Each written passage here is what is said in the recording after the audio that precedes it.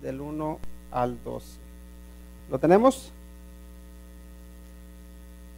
Eclesiastés capítulo 6 versículos del 1 al 12.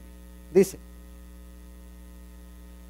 hay un mal que he visto debajo del cielo y muy común entre los hombres, el del hombre a quien Dios da riquezas y bienes y honra, y nada le falta de todo lo que su alma desea, pero Dios no le da facultad de disfrutar de ello, sino que lo disfrutan los extraños.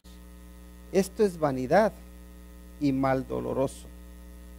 Aunque el hombre engendrare 100 hijos y viviere muchos años, y los días de su edad fueren numerosos, si su alma no se sació del bien y también careció de sepultura, yo digo que un abortivo es mejor que él, porque éste en vano viene y a las tinieblas va, y con tinieblas su nombre es cubierto.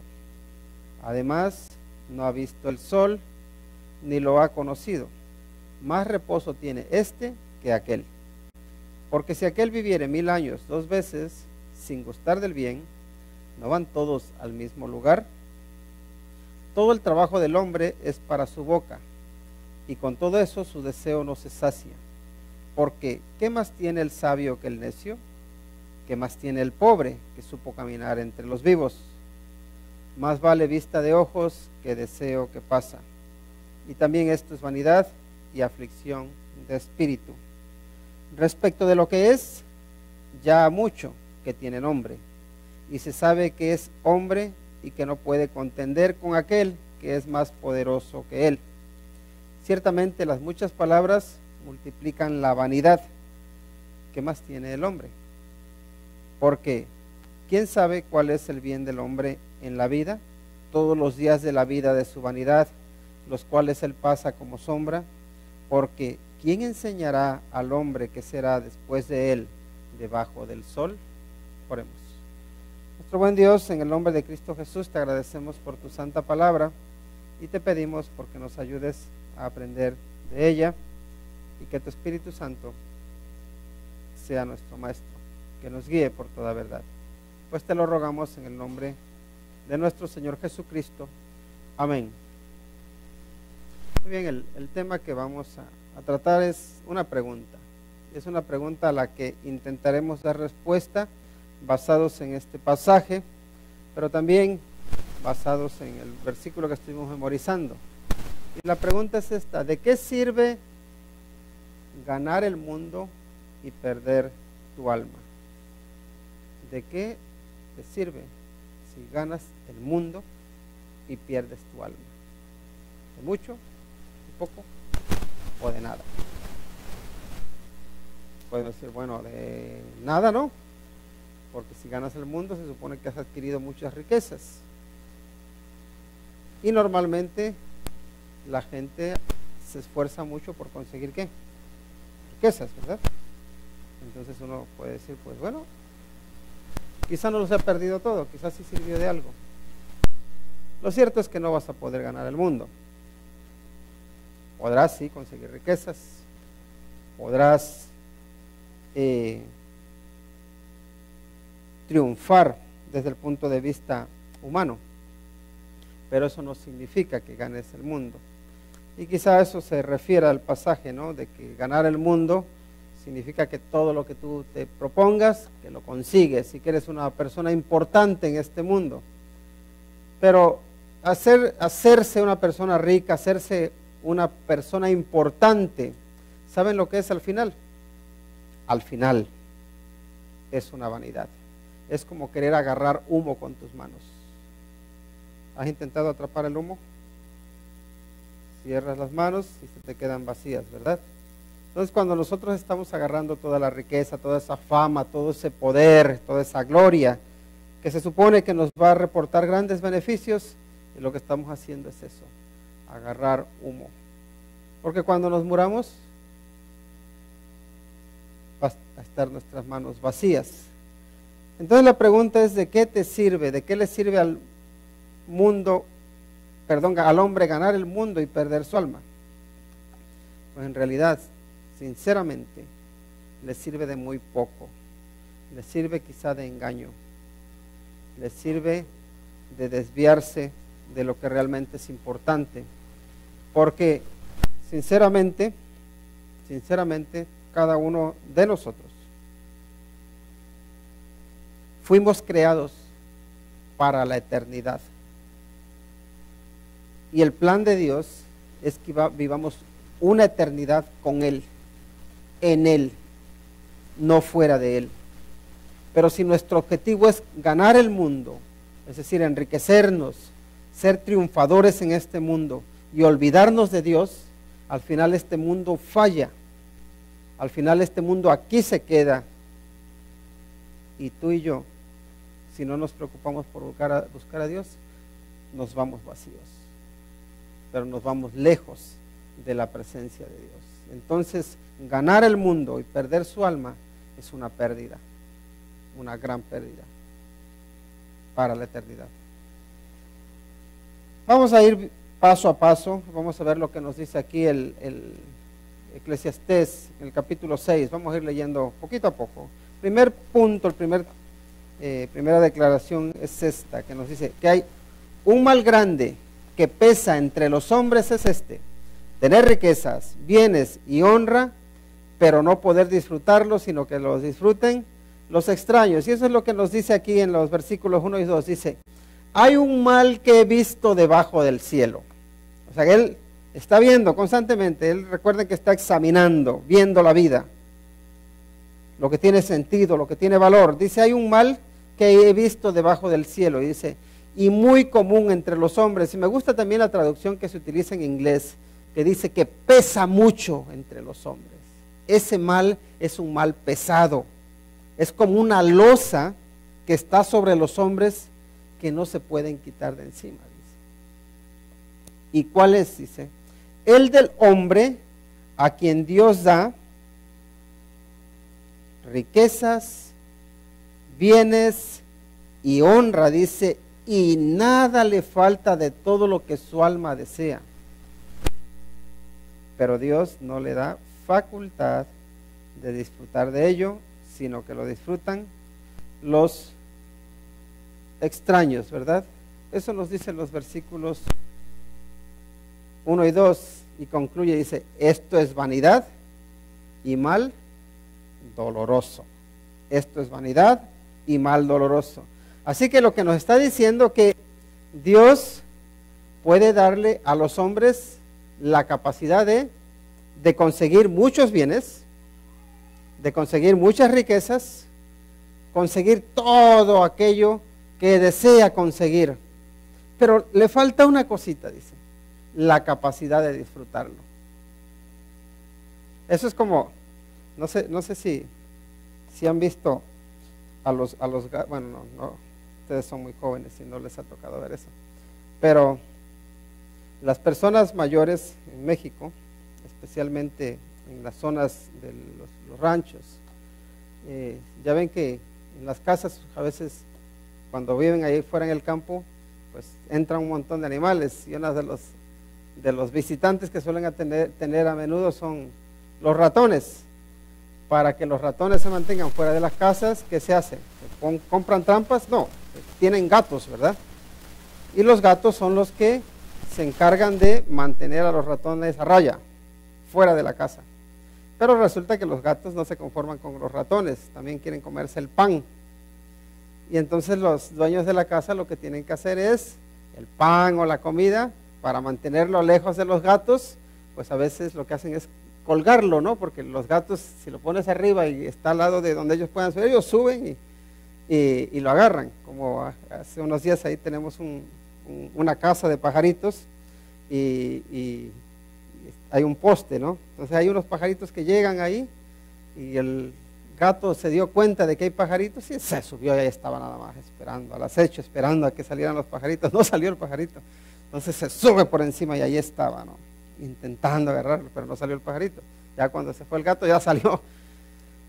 Y así, entonces vemos a los gatos que nada más, o los gatos lo que hacen es que nada más estaban ahí sentaditos cerca de donde sabían que estaba la comida colgada, porque si la ponían a un lado podían llegar, entonces la colgaban de una cuerda, ya estaban nada más bien, diciendo como que lo tengo todo aquí, pero no lo puedo disfrutar. Y a veces así somos nosotros, lo tenemos todo, tenemos un buen coche, tenemos una buena casa, tenemos un buen sofá, tenemos de todo, pero no lo podemos disfrutar. ¿Por qué? A veces porque estamos muy ocupados. No hay tiempo para estar en casa y relajarse en un poquito y disfrutarlo. A veces tenemos dinero y conseguimos cosas, pero no las podemos disfrutar. Y ahí estamos como los gatos nada más, ahí están viendo. Y estamos enfadados, estamos ahora sí sufriendo y tenemos muchos bienes, pero no los disfrutamos.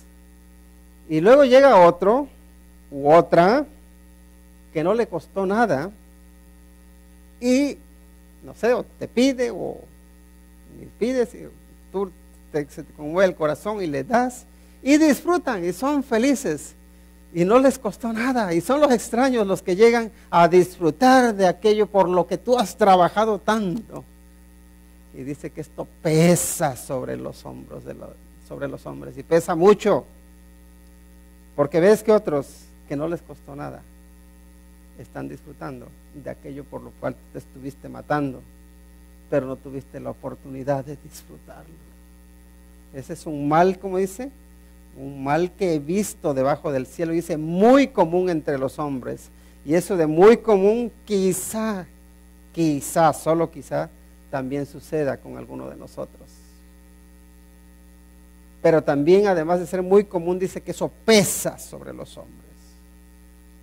Porque eso es vivir en vanidad. Así que ese es el primer aspecto del vivir una vida vacía. Ahora nos dice nada le falta de todo lo que su alma desea, y ahí a lo que se refiere es a conseguir de todo, ¿no? Pero ya una vez que has conseguido todo, ya ahora ¿para qué lo tengo? Para tenerlo escondido, para tenerlo guardado. Y bueno, ya les he dado ejemplos, ¿no? De cómo, por ejemplo, hay personas que tienen cosas muy bonitas, pero las tienen para exposición. Tienen una cocina bien bonita, bien decorada, está con oro, las llaves de oro, pero esa no es para usarla, ¿eh? Lo que hay que usar es la cocinilla que está ahí fuera, porque esto se puede llenar de humo, se puede llenar de grasa, se va a poner sucio, y cuando venga la gente van a ver. Entonces tienes ahí una preciosidad, pero no la disfrutas, tienes que estar allí fuera. O incluso también los baños, ¿no? Está el baño para exponer y el baño para usar. La ropa, a veces tiene uno tanta ropa que ya ni sabes cuál ponerte, pero tampoco la disfrutas. Y cualquier cosa que podamos conseguir, podemos conseguirlo porque somos ansiosos, ¿verdad? Pero luego para tenerlo ahí escondido, para tenerlo arrumbado, para tenerlo guardado, o para que venga otro y que lo utilice la otra persona. Y eso es vanidad, eso es un mal grande. Nos dice que esto es vanidad y que también es un mal doloroso. Ahora, miren lo que nos dice. Dice que en el versículo 3, dice, aunque el hombre engendrare 100 hijos y viviere muchos años y los días de su edad fueren numerosos, dice, si su alma no se sació del bien y también careció de sepultura, yo digo que un abortivo es mejor que él. Y aquí lo que podemos decir es esto: tener hijos y una larga vida es vanidad si el alma no se sacia de bien. Eso es lo que nos dice en la primera parte del versículo. Dice, aunque el hombre engendrare ¿cuántos hijos? 100 hijos. Y viviere muchos años, dice, los días de su edad fueren numerosos.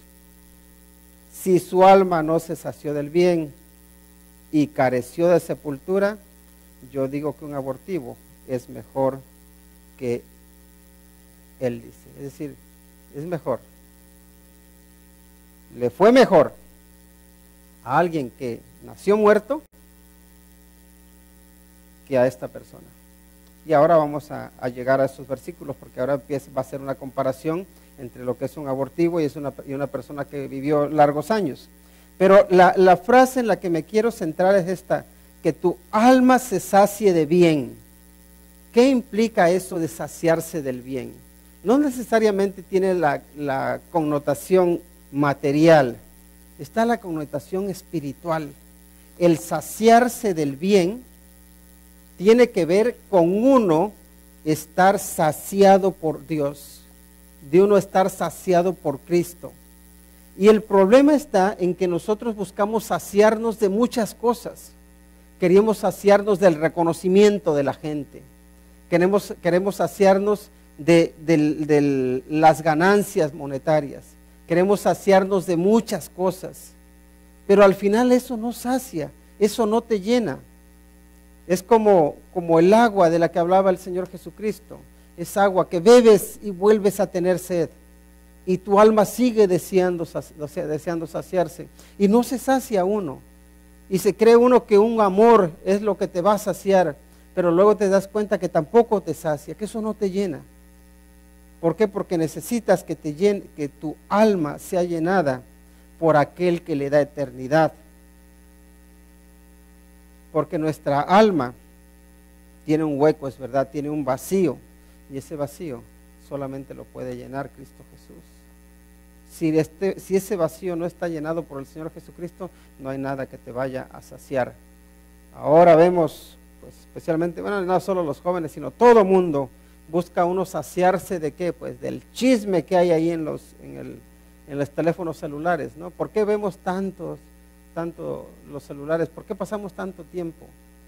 Porque nos queremos saciar y ahí pasamos horas y horas, quizá a veces aprendiendo de una cosa, algo que nos interesa, o viendo qué le pasa a las personas, o viendo noticias, o muchas cosas, pero eso sabemos luego cuando ya nos lo quitamos, decimos, sí, en realidad no me he saciado, en realidad ha sido tiempo perdido, y es puro tiempo perdido. Y uno se cree que teniendo, yo no sé, 10,599 amigos, o seguidores, o 1,000,000 de seguidores, o 2,000,000 de seguidores, que eso es lo que te va a saciar, porque vas a sentirte importante. Es porque mira cuántos seguidores tengo. Luego en la vida real, ¿cuántos tienes? En la vida real no tenemos a veces ni siquiera nuestros familiares. ¿Por qué? Porque perdemos tanto tiempo comunicándonos con la gente de fuera o enseñándoles falsedades a la gente de fuera, que con los que estamos no tenemos tiempo para ellos, no tenemos relaciones. Y al final los celulares nos dejan vacíos, las computadoras, la televisión, los Vengadores, los Avengers, ahora mismo está muy, muy de moda, ¿verdad? Todo mundo tiene que ir a ver la película. Y yo no entiendo que sea un pasatiempo y que a la gente pues le guste tener pasatiempos, pero eso no te va a saciar. Si crees que ahí te vas a saciar, pues estás equivocado, estamos equivocados. En cualquier cosa que este mundo nos dé, no nos vamos a saciar. Por eso, si tu alma no se sació del bien, dice, si espiritualmente estás vacío, si espiritualmente estás muerto, no hay nada que este mundo te pueda ofrecer que te vaya a llenar. Nada. Pero fíjense que también habla, dice, y también careció de sepultura. Porque algo que para los judíos, y creo que también para nosotros es muy importante, es que una persona tenga su sepultura.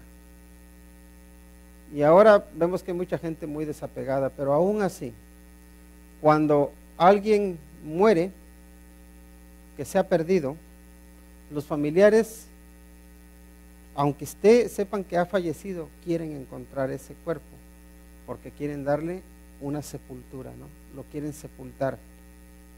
Y ahora también sabemos que se utiliza mucho lo de la cremación, el quemar los cuerpos. La verdad que no quiero aquí crear una controversia, pero si se trata de preferencias, yo prefiero la sepultura antes que la cremación. porque entre otras cosas, pues la verdad que el fuego no me gusta. Digo, ya ahí para los que quieran irse al infierno, ahí que esperen, ¿no? Pero el fuego como que no me llama la atención. Y pensar que una vez que estés muerto, aunque esté muerto, que mi cuerpo lo vayan a echar al fuego y que nada más recogen unas cuantas cenizas de ahí, que le echen en una cajita, no me hace ilusión, la verdad. Prefiero que me lleven a un cementerio y ahí que me sepulten, ya que el cuerpo se descomponga de forma natural. Pero ¿saben una cosa? En la Biblia, yo lo que veo que el modelo judeo-cristiano es que las personas mueren, se les hace su sepulcro y se les sepulta. La idea de la incineración es más bien de las religiones orientales. Más bien vemos, por ejemplo, a los hindúes, los de la India, qué es lo que hacen. Pero del modelo cristiano que tenemos en la Biblia es la sepultura, no es la cremación. Y entiendo que ya en nuestra sociedad moderna todo parece que eso es lo que está de moda, dicen que se contamina menos y bueno, todo lo que se pueda decir. Pero bíblicamente yo lo que veo es que la Biblia nos da un patrón. No vemos a Abraham que haya dicho, pues lo quemamos. No, lo sepultan. Abraham a Sara compra una heredad ahí en Macpela y dice, aquí va a sepultarse. A los reyes, cuando estuvieron ahí antes de eso, cuando estuvieron en Egipto, vemos a José, que dicen, lleven mis huesos y los sepultan allí, en mi tierra, con mi gente. Entonces, si vamos a ver un modelo bíblico respecto a la sepultura, vemos que es para la cultura bíblica, era muy importante que a las personas se les sepultara. Al Señor Jesucristo también se le sepultó, ¿verdad? Ahora, ¿Dios es poderoso para restaurar incluso de las cenizas? Sí, es poderoso, por supuesto que es poderoso. Pero hay que tener cuidado. Ahora, el Señor Jesucristo, con el acto del bautismo, nos enseña sobre la muerte, ¿verdad? La sepultura y la resurrección. En el mismo acto del bautismo también se está tipificando ese acto de que una persona muere, de que es sepultada y que luego resucitará. Y con eso me identifico. Así es que para ellos, que una persona no fuese sepultada era algo terrible, de las peores cosas que le podía suceder a esa persona. Por eso cuando vemos que un rey hizo lo malo, se le daba sepultura, pero vemos que se le daba sepultura en un lugar que no era con la gente, que era tenida como gente de bien. Por ejemplo, con los reyes, vemos que algunos reyes no los sepultan donde se sepultan a los reyes, los sepultan en otro lugar, porque este hombre o esta mujer no es un digno ejemplo o no era digna de ser sepultada entre estas personas. Ahora también fíjense lo que sucede ahí con el Señor Jesucristo cuando Él es sepultado. Él es sepultado y también en una tumba, sí que es nueva, pero es una sepultura, podemos decir, común, ¿no? Se le cuenta entre los pecadores. Pero en este caso el Señor Jesucristo es contado entre los pecadores, no porque Él no se merezca un lugar especial, que de hecho se le dio un lugar especial, que era una tumba donde nadie había sido puesto antes. Pero Él es sepultado como una persona común, porque viene a salvar a todos los que son comunes, porque viene a identificarse con ellos incluso en su muerte y en su sepultura, ¿no? Con los pecadores. Y entonces, pero ahí está esa importancia que le dan, y si vemos cómo lo ungieron antes de su sepultura, después ya cuando querían ungirlo, cuando querían ungirlo después de que había sido sepultado, pues él ya había resucitado. Pero aún así, vemos como a los muertos se les ungía, se les preparaba, porque era el afecto, era el aprecio que se le mostraba a los seres queridos. Y hoy por hoy nosotros también, cuando alguien fallece, ¿qué hacemos? Le despedimos. Y le despedimos, se puede decir, con honores. E intentamos recordarle de la mejor manera posible. Queremos que su memoria perdure con nosotros, queremos tener buenos recuerdos de esa persona. Y que a nadie se le ocurra hablar mal de un ser querido tuyo. ¿O sí? No queremos que se menosprecie a los muertos. Aunque haya sido lo que haya sido, lo queremos. ¿Por qué? Porque queremos tener buenas memorias de estas personas, porque son importantes los seres humanos para nosotros. Y aquí, si este hombre careció de sepultura, implica que la gente, o sea, que no había gente que lo valorara, que lo amara, que dijera, yo me preocupo o quiero mantener gratos recuerdos de esta persona. Pero más allá que solamente de que solo las personas tuvieran gratos recuerdos, está el que esta es una persona incluso alejada de la mano de Dios o de la gracia de Dios, porque Dios no le proveyó un lugar para que repose, un lugar para que descanse. Entonces ahí está esa importancia de que él mencione de que y si careció de sepultura, y también careció de sepultura, dice, yo digo que un abortivo es mejor que él. Ahora, aquí es donde llegamos a la comparación de que ¿es mejor una vida vacía o ser abortado? ¿Qué piensan? Cuando alguien es un abortivo, como dice, es una persona que nace muerta, ¿verdad? Ya no sabemos qué proceso, cuánto tiempo haya estado en el vientre de su madre, pero nace muerto. Hay niños que nacen muertos. Entonces aquí lo que está diciendo es que si vas a vivir una vida vacía, aunque vivas muchos años, aunque tengas muchos hijos, o aunque vivas 2 veces, dices mejor que te hubieran abortado. ¿Qué les parece? Versículos 4 al 6. Dice, porque en vano viene. ¿De quién está hablando? Del abortivo, ¿verdad? Dice, y a las tinieblas va, y con tinieblas su nombre es cubierto. Además dice, no ha visto el sol, ni lo ha conocido. Dice, más reposo tiene que aquel. Entonces aquí está diciendo que el que nació muerto tiene más reposo que el que nace vivo. ¿Por qué? Dice, porque si aquel viviere 1000 años, ¿cuántas dice? 2 veces, dice, sin gustar del bien. ¿No van todos al mismo lugar? Y uno se pregunta, bueno, sí, vamos al mismo lugar, pero es mejor no haber vivido uno la vida, aunque sea sufriendo. ¿No es mejor vivir que nacer muerto? Aquí él dice que no. Es mejor, dice, que aunque vivas 2 veces, 1000 años, si tu alma no ha gustado del bien, es mejor que hubiese sido abortado. ¿Por qué? Creo que sí estoy de acuerdo con él. Porque, miren,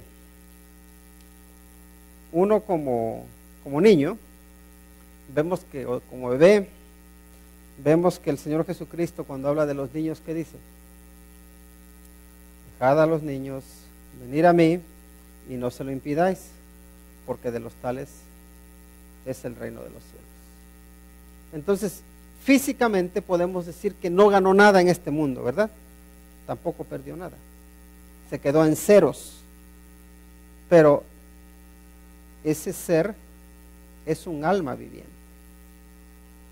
Y entendemos que el Señor Jesús, que ese niño se fue a la presencia de Dios. Entonces para él, aunque no haya disfrutado o sufrido en esta vida, bueno, un poco de sufrimiento tuvo, porque a la hora de morir todo el mundo sufre, aunque esté uno en el vientre de la madre, ¿no?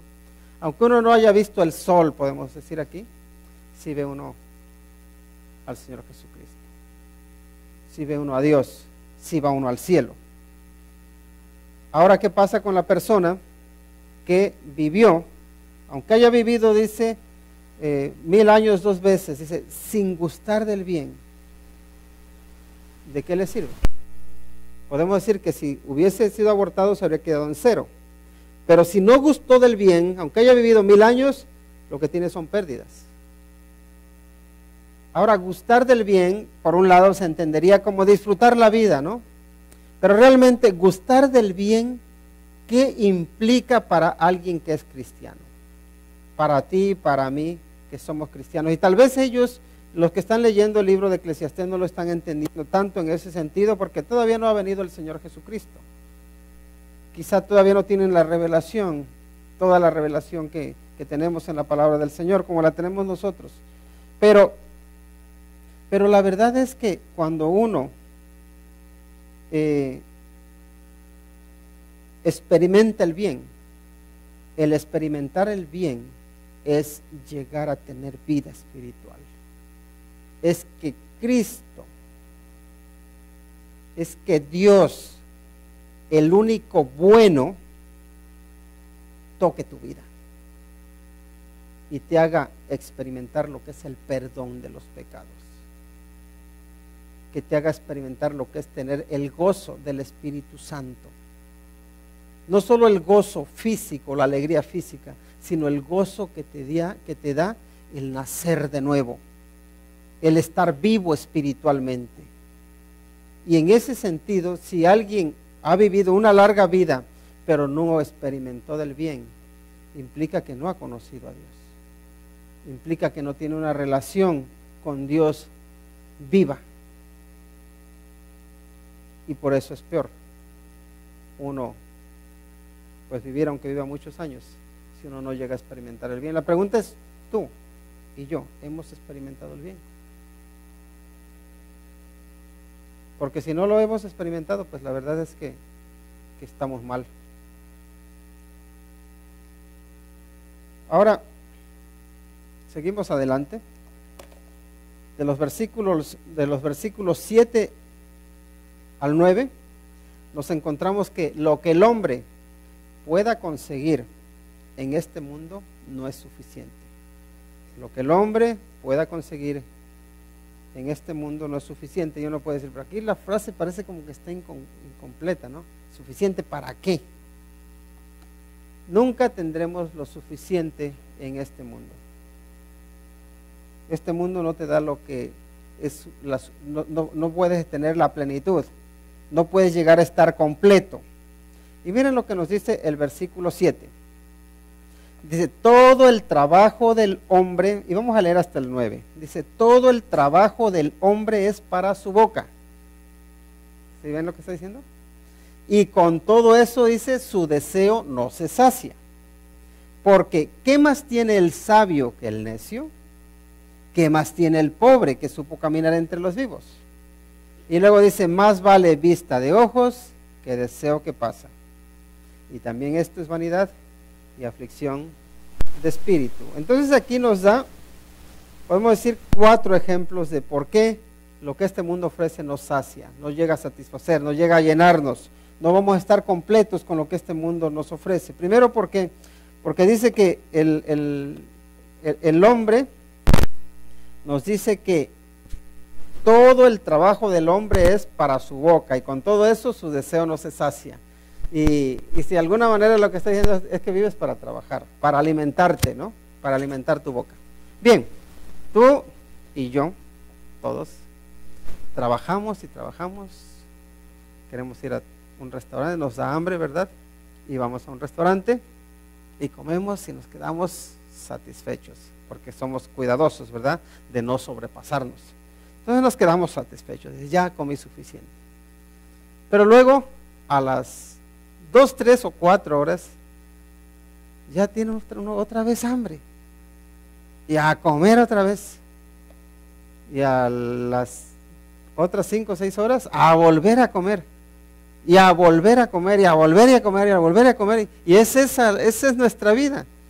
Trabajar para llenar la boca, para llenar nuestro vientre, pero no se sacia.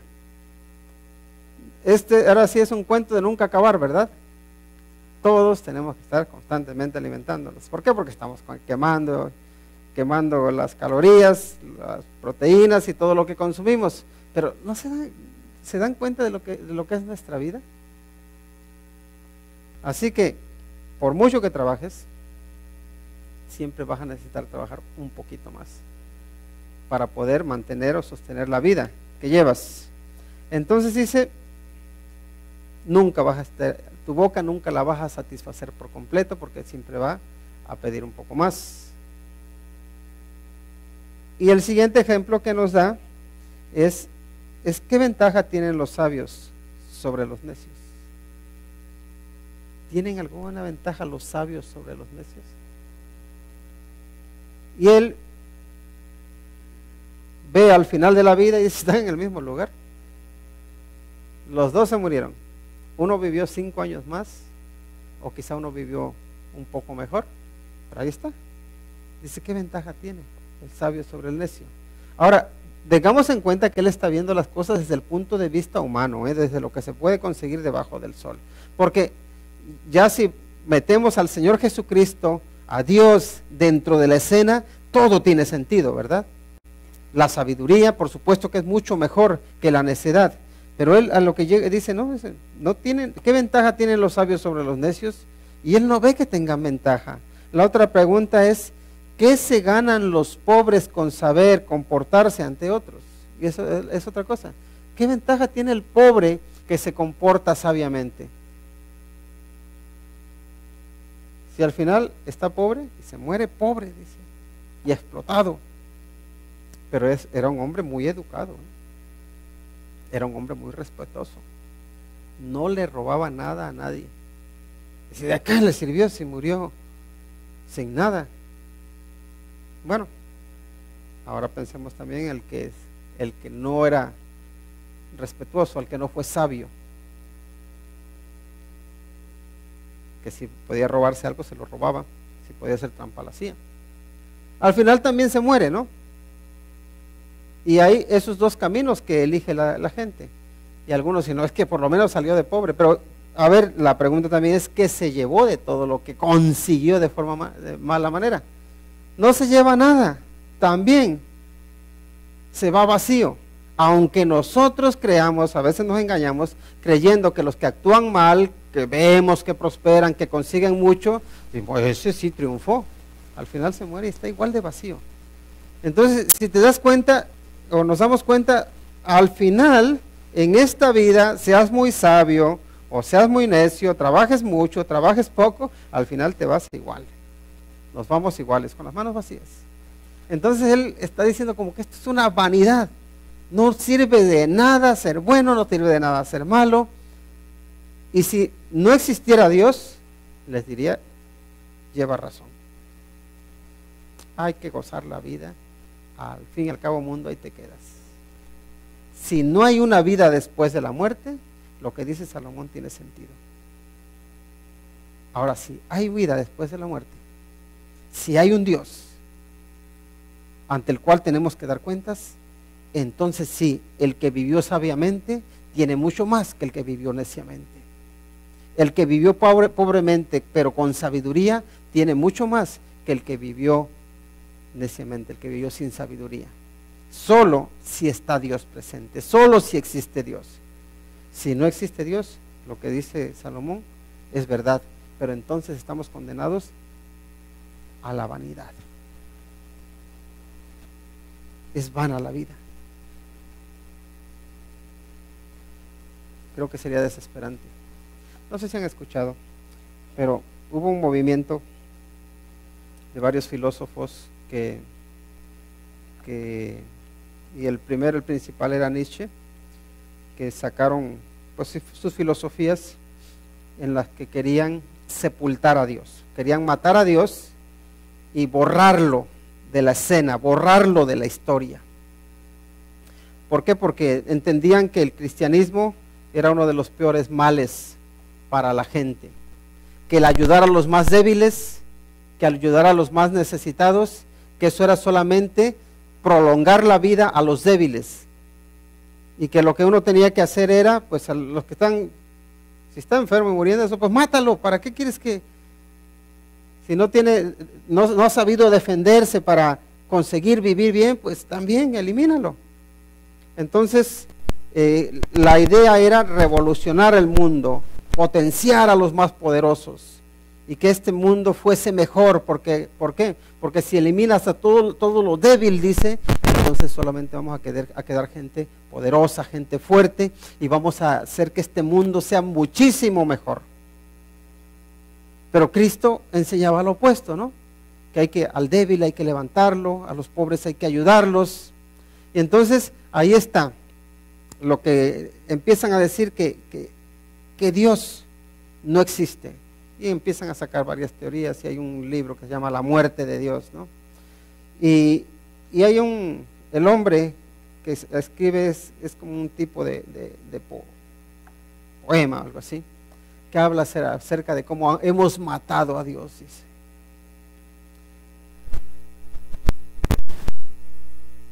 Para todos los que llegaron a creer que Dios realmente no existía, ¿saben qué les quedó?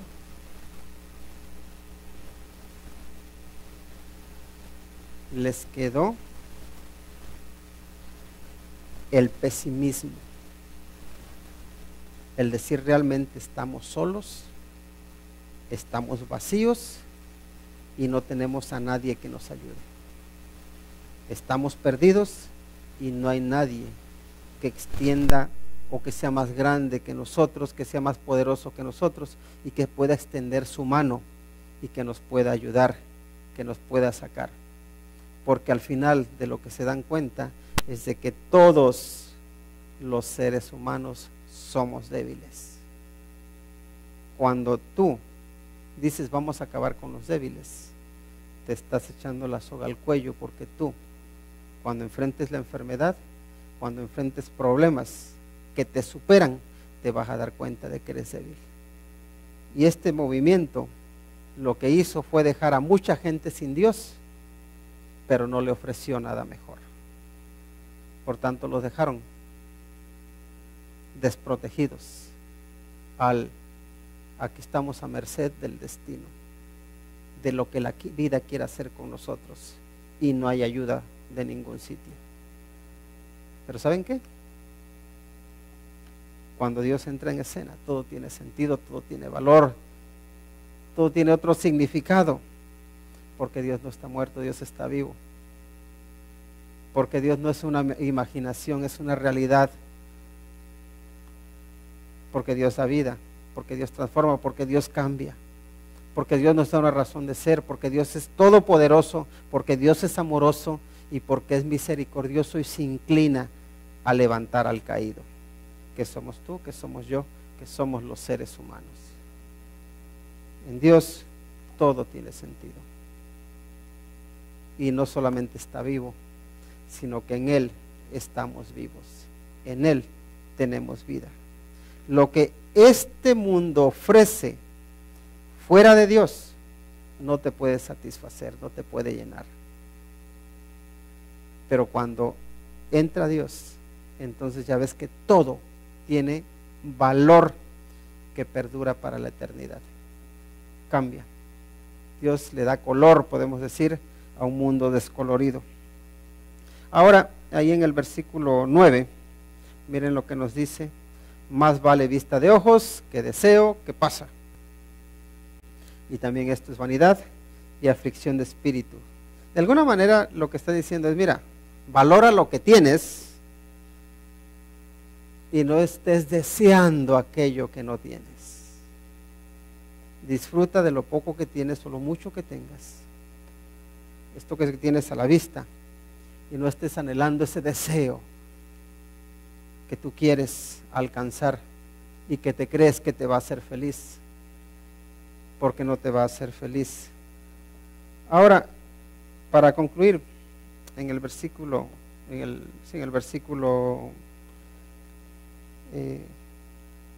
12.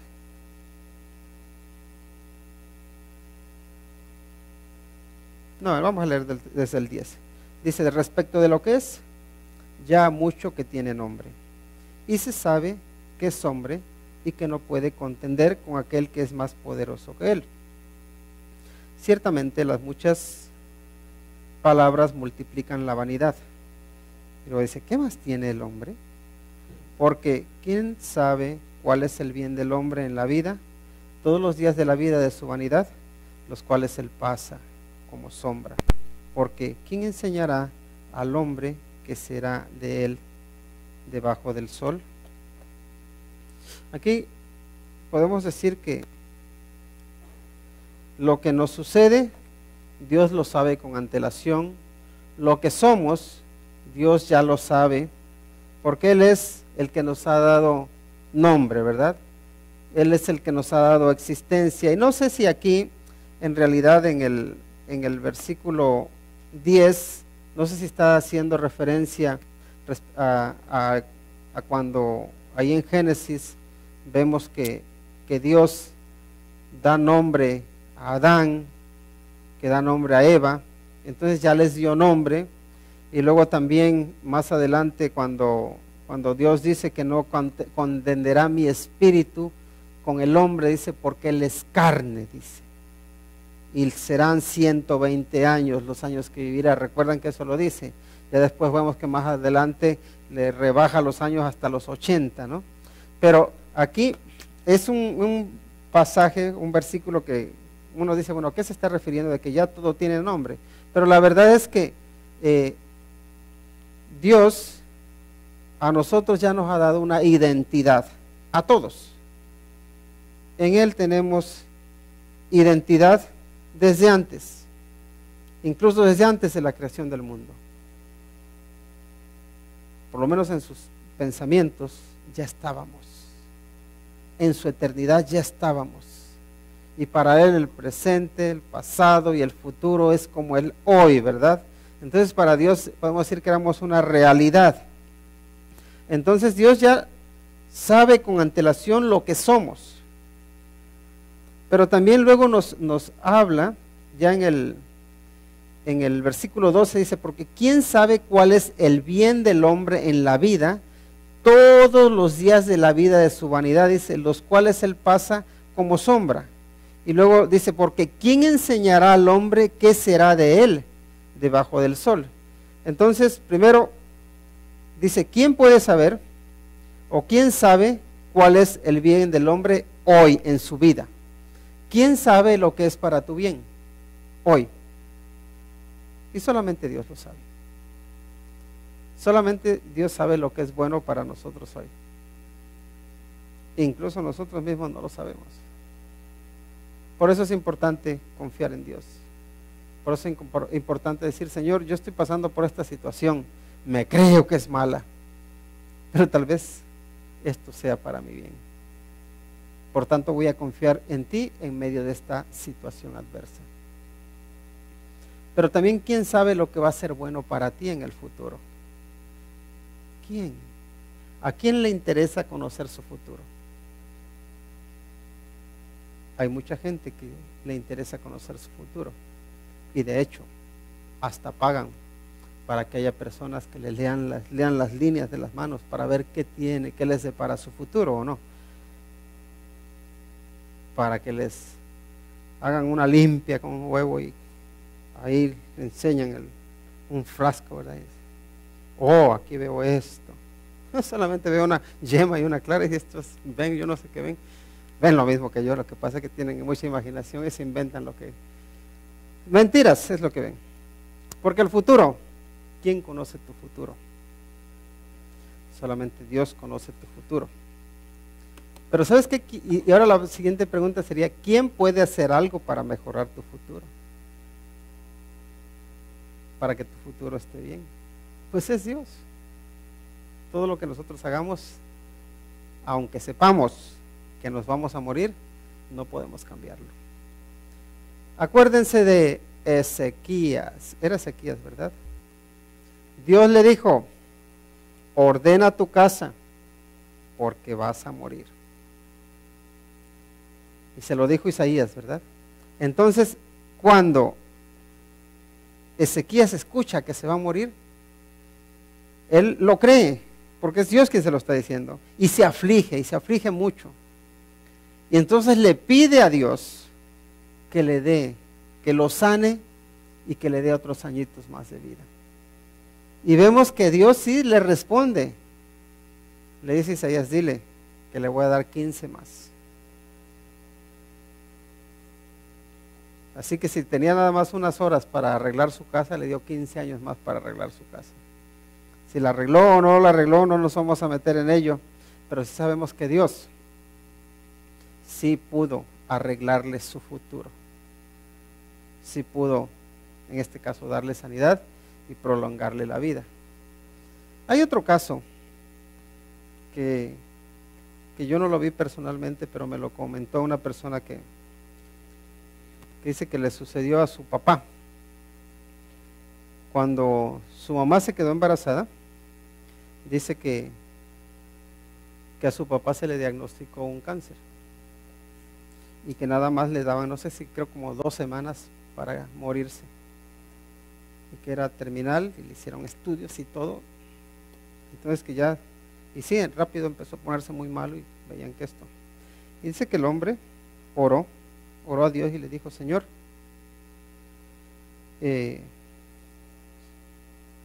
perdón, ya había nacido ella cuando le dio el cáncer, estaba pequeñita. Le dice, Señor, tú me diste una hija, yo no te la pedí, y ahora me quitas. Dice, te ruego que me concedas que por lo menos yo la críe hasta que termine lo que sería como su high school, su preparatoria. Y Dios lo escuchó porque sanó. Y siguió con sus visitas al médico, y le volvieron a hacer análisis porque se empezó a sentir mejor y se siente como si no me pasara nada, y realmente se sanó. Y cuando sanó, vio como su hija fue a la escuela, terminó la high school, y ya le faltaban unos cuantos días para casarse, y se le diagnosticó el mismo cáncer, y más o menos que en unas 2 semanas fallecería. Y dijo, Señor, gracias por permitirme haber criado a mi hija y por conocer al hombre con el que se va a casar. Y murió. Pero fue una oración a Dios, una oración que Dios respondió, porque Dios sabe tu futuro, sabe lo que es mejor para ti, sabe lo que es mejor para mí, pero solo Él, nadie más.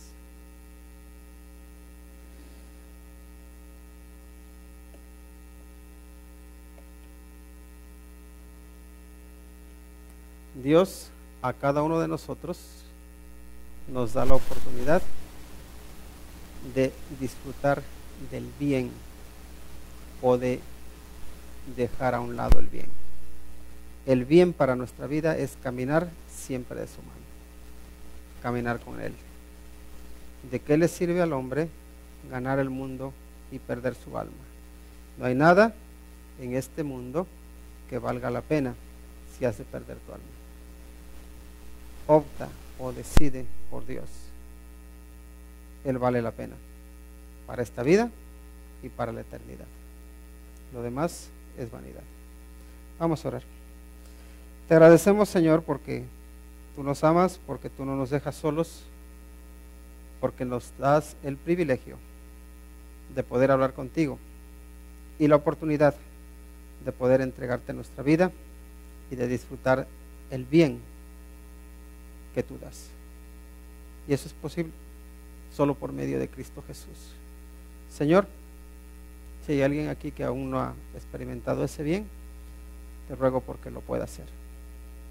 Y para aquellos, Señor, que en algún momento te hemos entregado nuestra vida y que nos has dado el regalo de la vida eterna, te pedimos porque nos ayudes a no dejarnos engañar por la vanidad, sino que podamos vivir sabiamente en aquello que perdura a vivir en ti, a vivir en obediencia a ti para honrarte y glorificarte. Pedimos de tu bendición en el nombre que es sobre todo nombre, el nombre de Cristo Jesús. Amén. Que el Señor les bendiga.